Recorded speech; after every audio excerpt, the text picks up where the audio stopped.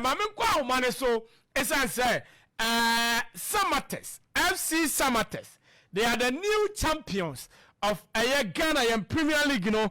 And tia kwa umase ni oma din komo na ya he said the feeling, you know. And so esi etia hello. Yeah, hello. Yeah, na bibi abako de. Na bibi abako. Me jirisa Keyekeh ni. Fantastic. Oh, say. Yay. Keyekeh. Hello, player. Hello. Now what's it say? Congratulations, my dear Samates from nowhere. Obianwa, Ojimu Edisa, Namatimia Wabaji, Ghana in Premier League. No, congratulations to you and the boys. Now, day season never started. Motivation no cry na day and then a season no more the share with Tima Emma Mudidimu and they watch me Aquaji Premier League no. Maybe I'm in chat when you are telephone coming back to your question. Yes, because of the league and 24 years and it delegated on the previous season like any idea when you see some home points, away games, this was a 30 mistakes, now I'm going to share anything. When you put analysis to say, I'm a young capacity to much players, I can never hear, I can play yet, said that previously in your place in time for me. And coming to the area, they say home games, we need to win most of the games, not away in the at least 15 points away. I mean, na 24 years, and we are now we are very, very young. We have it to say, Osa, most striker, Osa for Division 1, and Rabbi Ram, Keyekeh, who experience Kakra, only Emmanuel Cran, money players, our experience Kakra. And come on, better now, course between more experience or Ghana league, Nimno, any boys now, Fed or move free Division 1 and Division 2, and I can't and come on that saying.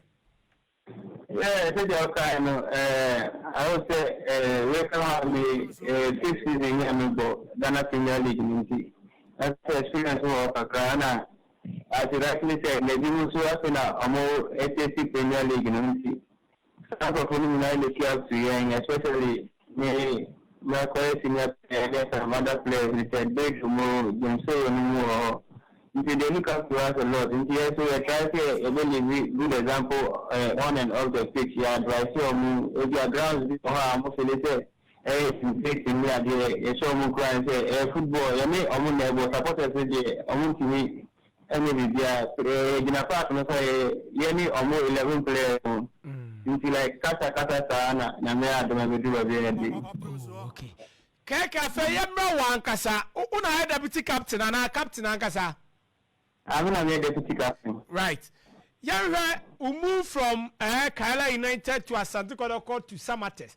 Na ensem wo hu bebre Keyekeh ba oba kumase wantumi amoba nei ope enenam kra say Emmanuel Ajman Badu abowudin say Emmanuel Keyekeh this season ball abon nanko say coach Otuado o name Blasters players no only Ghanaian player and a local player now say anka oyeden ofrel motivation ni wan kasa ene science and say uba kotoko ye who the best out of Keyekeh say na obo Kaela no and owura mo Samates no team ni nyina una ugina mfimfia u control niema e de Emma Samates team and Magic League no motivation no na ene sign na be na wan kasa personally uba kotoko hu ni say wan ye ni a ene e ko Samates ko ye ni a utimi akobo am Magic League.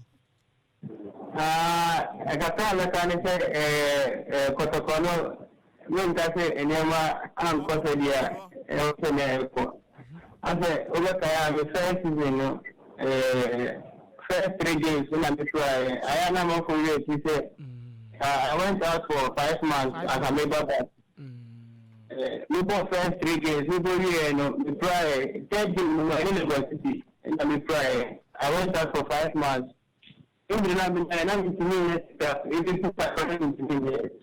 the only thing I'm family I'm like make sure my journey is so you need to some of as in the push if we go back after 5 months now can 6 games here you like to like come on opportunity can make the boy here. Okay. And season and come like not good preseason and can never be right and yes the league you know. The current preseason Dubai and yeah, like the coach also had options are like, and also eventually league, you know, so you can't say much about it. Yeah. So we decided to move on. Not summer test. Now I have to preseason the year football about 8 times. Now I'm going to I must have fighting from you. Oh, okay. For Samate's deputy captain, formerly of Kerala United, formerly of Asante Kotoko, and Edim Common, and Samate's the champions of 2023-2024 Ghana in Premier League. Yeah, Bono. Yeah, right. Mo game and no way. Who say, match league, you know, not feeling, no, not to say within the team, not feeling it to say. For the media, like I say, we're trying to raise limit, said not limited because first time in the history of the club. You see, not very huge. We can't Kotoko, no Kotoko, team or anything. Now, catch Kotoko don't win the league. Only she won't be for the Africa. I know, easy. But Samate's winning the league for Samate's huge because I say club like Kotoko, who Ghana Premier League, we still. Samate's first time. Now the year so first time, you know, very huge. You know, can draw the not feeling different crowd. Most when it oh, okay. Majority of our deputy captain there, only paying for them come more. Promises be aba. We need team rest. Yamo. Then I call Mubotoma Ikakana.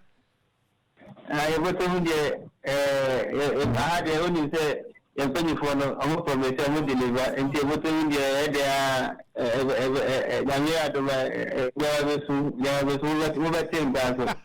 Yate, as a player, better be a nine on also in Komakakana. Riana, Yabao, how about the crack. And see, they said Richard Baden, but before my corner, Mamenda. Omana Okati Obama Basso for Mr. Formazis, especially the legend Emmanuel Ademanbedu.